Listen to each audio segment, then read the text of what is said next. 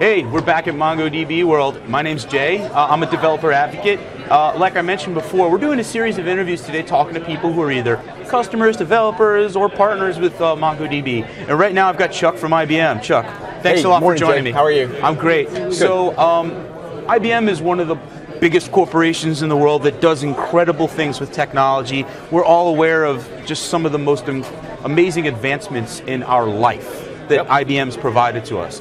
Would you just tell me about how IBM and MongoDB are intersecting right now? Well, I think what's fascinating about MongoDB and IBM coming together is we're a phenomenal technology company, and we make everything from processors to software to Watson technology and other things like that.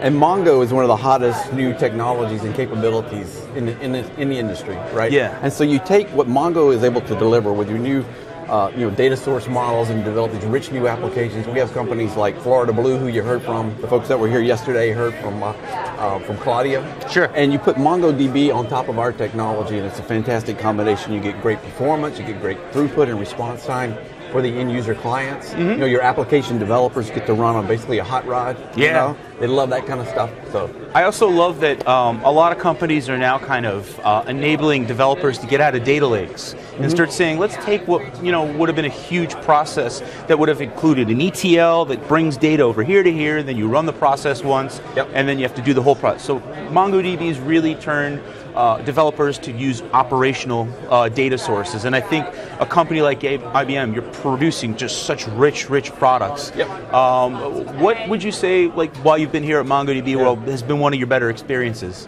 Well, I mean, I like to use the word unleash. Sure. We basically can unleash MongoDB because you can take advantage of rich sources of data, as you mentioned. So, for example, we've got retail clients, we've got financial industry clients, we've got folks that do, airline reservations. They're generating 500,000 reservations a day. They're creating a tremendous amount of data.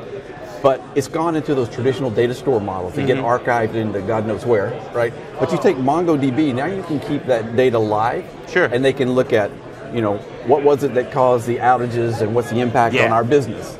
What about longer term trend analysis? Another fascinating one, there was a guy from a company called Emerson Electronics. Sure. And they put these little sensors on the bottom of your, like, Purdue chicken or other things, and it keeps track of the temperature. Which is important. Exactly, as it makes its way from the processing plant all the way to your Whole Foods or whatever. And I was asking about using MongoDB as a phenomenal application model for him. Yeah, there's been a really great revolution of Internet of Things that we've seen people apply MongoDB as the place where the data is going to be stored for output information or just logging. Anything you could think of where you need to store info, MongoDB's kind of been that answer. So I want to thank you very much, Chuck, for being part of this. Everybody who comes by on the MongoDB Live show, as I like to call it today, is going to get a fidget spinner. Everyone loves fidget spinners. And a t-shirt or Outstitch, so thank you very much for coming today. All right, Jay. Enjoy the rest of your time here at MongoDB World. We'll be back in a few minutes. We're going to have more interviews. We're going to keep going with great info about our whole experience here at MongoDB World. So stick by, and if you have questions or concerns, just throw them in the comments section on Facebook.